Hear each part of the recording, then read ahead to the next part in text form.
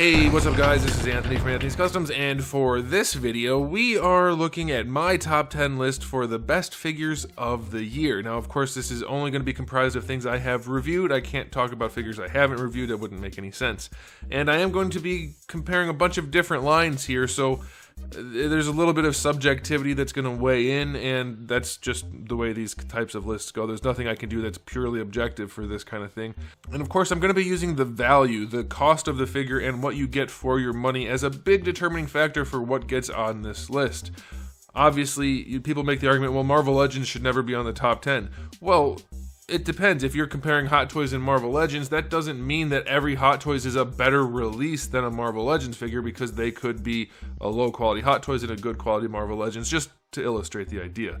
So I'm gonna give you my top 10 list. If you disagree with it, you can tell me in the comment section below what you think is better or worse, or whatever the case may be. You can tell me your list, however you want to do that. But I had to come up with this list, and it would change if I did it again tomorrow, but this is the one I have. So let's go ahead and get started with a couple of honorable mentions. The first one I want to talk about is the SH Figuarts Frieza. This is a repaint, but it is such a good repaint, and it is such a good mold that it came out this year, so if it's something you're looking for, you should get it. You should definitely get it. If you need a new Frieza, this is the one. I think this is probably the best fourth form Frieza they have ever released. Like I said, old mold, but new paint, and it is a wonderful, wonderful combination. Same thing is true for Android 16. This one is painted so well. If it wasn't for the fact that it was the old mold, which definitely needs some improvement, it's still good enough, but could be better, it would be higher on the list. This paint job is sublime. I love the shading on the green, the face paint, all of it. It looks so much better than the original release, but because they're both old figures, I just left them back here in the honorable mention section. Let's go ahead and move on to number 10. This one is the Super Saiyan God Super Saiyan Son Goku Kaioken, which is a mouthful, and it's a good looking figure.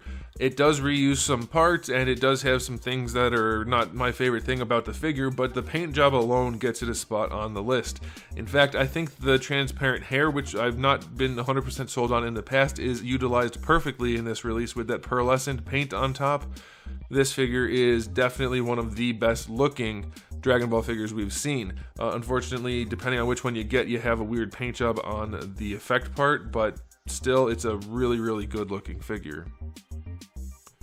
In at number 9, we have the Marvel Legends Doctor Strange. This was a Walmart exclusive, but it is probably the best Marvel Legends release of the year. They did a really good job giving you your money's worth in this release. There's not a whole lot that needs to be done any better. It's got good sculpt work, good paint work overall, good accessories. It's just everything you should get out of a Marvel Legends figure. So if you happen to be a Doctor Strange fan, this is a classic Strange figure that is most definitely the best version out there. For number 8, I had to include the Anime Heroes War Greymon. This figure doesn't have the best range of motion, and it has very little paint, and there are definitely some problems, but it's only $20. For a figure at $20 at a $20 price point, you are not going to get more for your money than this figure.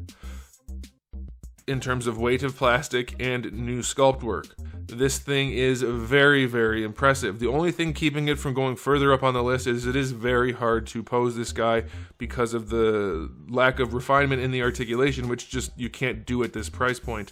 But it is a very impressive figure. If you have any inkling at all to buy this, you really should. For your money, it's going to be very hard to beat this. Coming in at number 7, we have the Storm Collectibles Street Fighter 2 Ultra, or Ultra Street Fighter 2, however you want to do it, Zangief.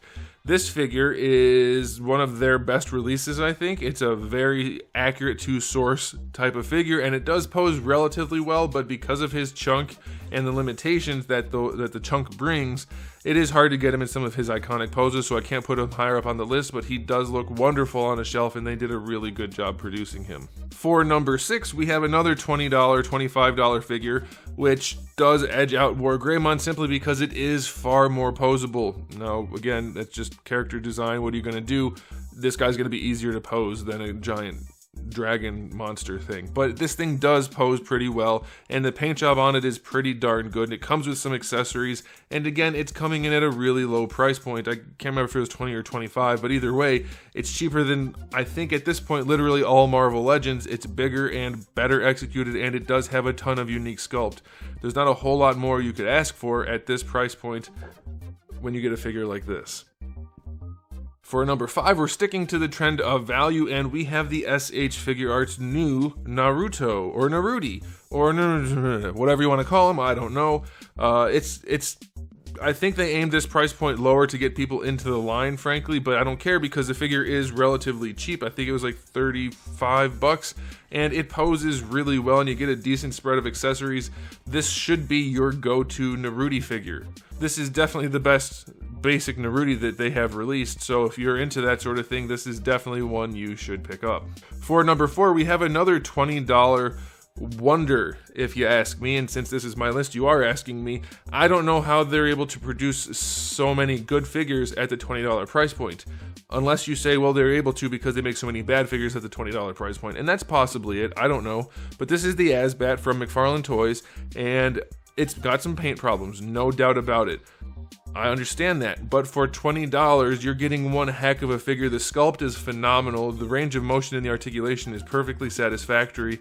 It just needs some paint. And frankly, the people that like to say this type of thing is no good are all about Marvel Legends, and never do Marvel Legends have a good paint job.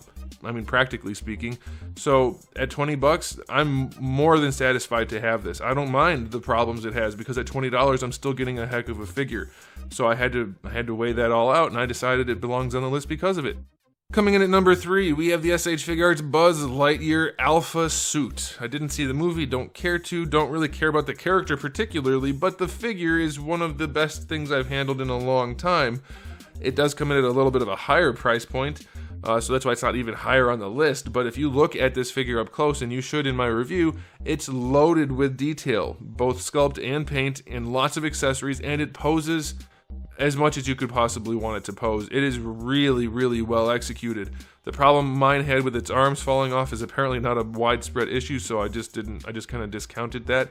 But yeah, it's a little bit expensive, so it's not 1 or 2, but it's an easy number 3 spot this year. It's a very, very nice figure. Coming in at number 2, I had to put in the Teenage Mutant Ninja Turtles 2, The Secret of the Ooze 4-pack. These guys, while they are not perfectly screen accurate in terms of like Michelangelo's not short enough, that kind of thing, there's not a whole lot that this set leaves you to desire. I don't know if I said that right. This is a very, very good 4-pack. The figures are basically screen accurate. They look like the live action suits, just shrunken down into 6.5-inch figures.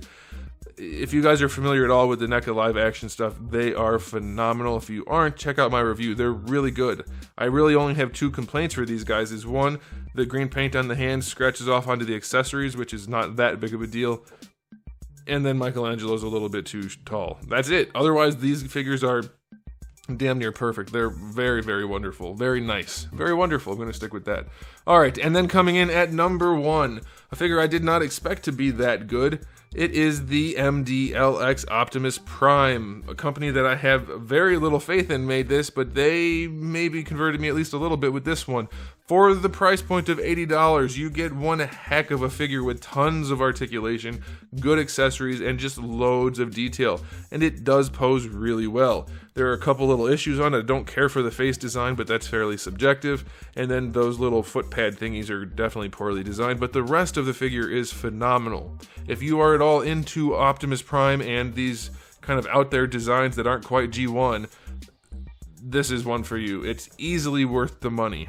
This one and the Flame Toys one that I have are probably my 2 favorite Prime figures now. Wonderful release, and it comes in at a very reasonable price point compared to the other figures that are out there on the market. It's a really, really good release, and I think you'll have a lot of fun with it. So there it is, guys. That's my top 10 list for the year. Obviously, there are definitely other figures that could have been in any one of these spots, but I had to pick something somehow. and however I decided it, these are the ones that made the list. Again, if you have any ideas that are different than mine, you're more than welcome to let me know in the comments section below, but that'll do it for me. So if you liked the video, please do give it a thumbs up. If you didn't, give it a thumbs down, and if you haven't subscribed, you should. I have new videos almost every single day, and thousands already on the channel, so make sure you come back for all of that. In the meantime, keep collecting.